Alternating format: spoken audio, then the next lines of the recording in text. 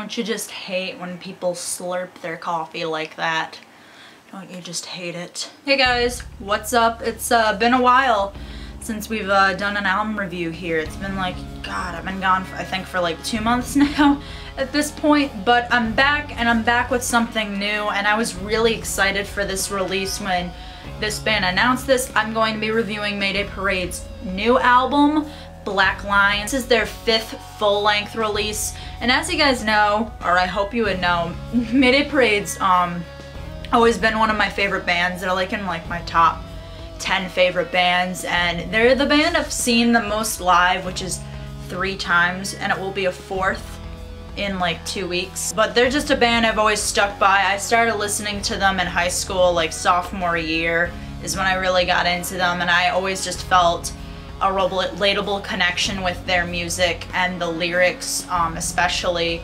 And pretty much every release by them, aside from Anywhere But Here, I feel like they've gotten a little bit better with their sound and establishing themselves more as a band and kind of becoming more mature. I look at this album now and look at A Lesson in Romantics, and it literally almost is like, I don't want to say it's 2 different bands, it's like Mayday Parade, but something a little bit more there. First song I'll be talking about is the first song off this album, which is One of Them Will Destroy the Other, and it features Dan Lambton from Real Friends. And I don't know if you guys know, I'm not a big fan of Real Friends, so I was kind of scared to hear this song because I wasn't sure if he was going to ruin the song, just because I'm not a fan of his voice personally. I don't think his guest vocals ruin this song.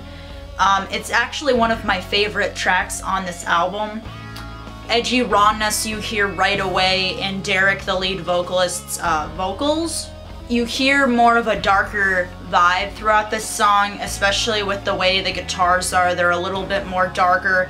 Derek has more of this edge and rawness to his voice. And there's a really unexpected guitar solo in this that just screams that this is more of like an alternative rock song. And I think the guest vocals from Dan's part, I don't think takes away from the song, but I don't think his part really adds that much to the song. Overall, I really do enjoy this. I love the lyrics. The other 2 songs that were released early for this album was Letting Go and Keep in Mind Transmogrification, I hope I'm saying that right, is the new technology, which is a mouthful. Those 2 songs I think have something in common. They both lack more of a lyrical direction, at least in my opinion. And Keep in Mind, etc., whatever, was actually the first single they released for this album. And I was kind of a little underwhelmed hearing this, because usually Mayday Parade's first single at least has something to it and the lyrics are pretty strong. And in this, I feel like the lyrics are very lackluster, and I don't really understand what they're trying to really say in this song. I really dig the more alternative style you hear in this song as well too, though. You hear more of some cool guitar effects that really make this song worth the listen, aside from the more duller lyrics. Letting Go has that similar issue with the lyrics. There's really nothing to that song. It's got verses and a chorus, and there's no bridge, and I feel like it kind of lacks a little bit of direction. And the lyrics are just something that I feel like's been rehashed by bands before. However, it's one of the more lighter songs on this album, and it opens and closes with acoustic guitar, and I actually really like how soothing the vocals are in this song. I think this is definitely a song that Mayday Parade fans will like, because it's one that is really easy to sing along to. I found myself after a couple of listens just finding this song really easy to sing along to, maybe just because how simple the lyrics were. But I think the brightness of the melody and how light the song is, with that bit of an edge that it has towards the end where Derek's vocals that are a little bit more harsher, make this song still something memorable. A song that really stood out to me on this album by how just dark it was right off the get-go was Hollow.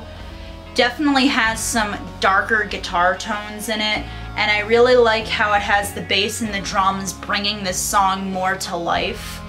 I like the creepy, eerie feel that the song has. Just on Derek's voice alone, he really this song gives me chills listening to it. I really like how towards the end of this song, the guitars have kind of more of this meaner attitude to them that gives this song more of a style, more of an attitude, and just more emotion like coming out of the song. I really love this one. Another song that I felt like was one of the more edgier songs on this album too was Let's Be Honest. Definitely a hard-hitting song, and I really like the dark and heavy guitar tones this song has, with just the chords kind of just driving this song along, and more edgier vocals from Derek, just like how you hear on One of Them Will Destroy the Other.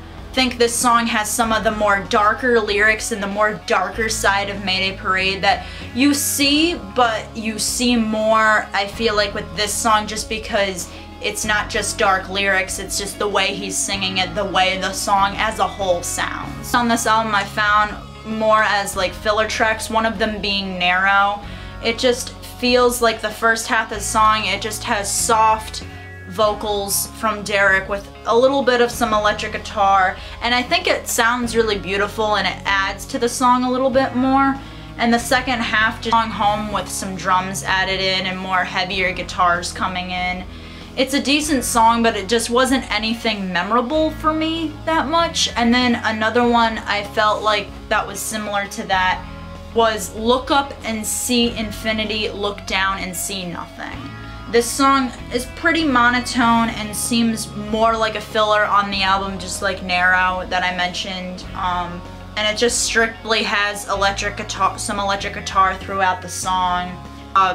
Derek's vocals pretty much just being very monotone, as I said before. I think as far as the lyrics go, they were the shining star for this song, and they're really what added more to me, but again, it just kind of felt like a filler track. Really nothing to it besides the lyrics. One of the songs that kind of has the most alternative feel to it was Underneath the Tide. It reminds me of a lot of songs that I listen to from the more alternative scene of music that I like it, and I like how Derek shows a bit more change in his vocal range on this song, and everything just works so well together, from the guitar to the bass to the drums, and everything just feels right in sync in this song. And I love the melody and I love how he sings it, and overall I just think this is a really solid song and definitely something more alternative that I really liked. All On Me, one of the more unique songs I think that Mayday Parade's ever made, but yet at the same time it still sounds something familiar to their previous work.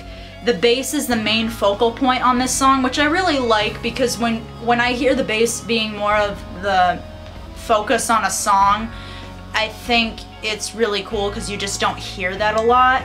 And this song has a very dark, daunting feel at the verses, but then it brings you a little bit back to older Mayday Parade just with the way the melody sounds at the chorus. The chorus has a little bit more of the pop rock style that you usually hear from Mayday Parade. The lyrics are definitely probably my favorite off of this album, just because how relatable they were to me, and they talk about kind of putting yourself down and self-blaming, and I feel like I could just relate to that a lot. A song that really screamed like 90s alternative rock to me that you would almost hear on the radio was Until You're Big Enough. Just on how the guitar and the melody sound alone, it just sounds very familiar to something from that time period. And I think these are probably some of the best lyrics too that Mayday Parade's ever written. And it's probably one of the more positive songs lyrically on this album as well. And overall I think it's a very solid track. It kind of talks about taking a piece of yourself to kind of make somebody else,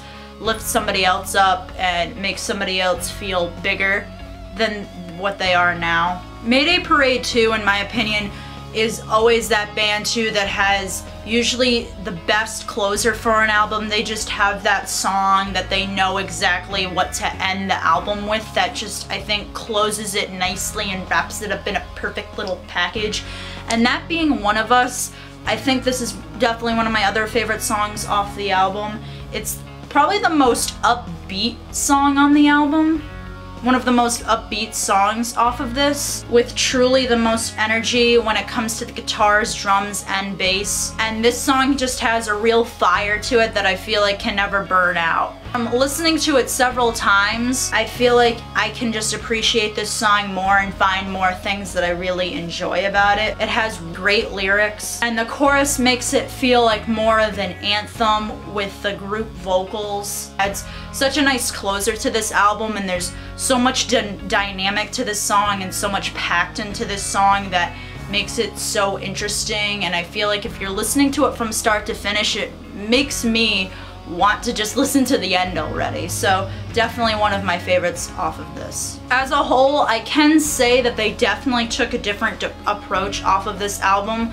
I feel like they focused more musically on this album with the instruments and how it was going to sound, and they added a little bit more instrumental breakdowns and guitar solos and just focused on more of the dynamic and what they think can sound more diverse, instead of just focusing on the lyrics or just keeping this Mayday Parade sound that they've been known for. I think since they focused so much on the music, it kind of took away from some of the lyrics that I thought weren't as great. Like I said, the first two songs that they released early, Letting Go and Keep in Mind, those were the ones that I just felt like didn't do enough lyrically for me.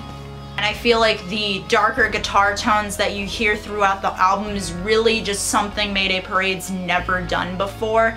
And it just gives more of an alternative rock vibe to this album and kind of gives them a whole new sound, and it's just something that I can really appreciate.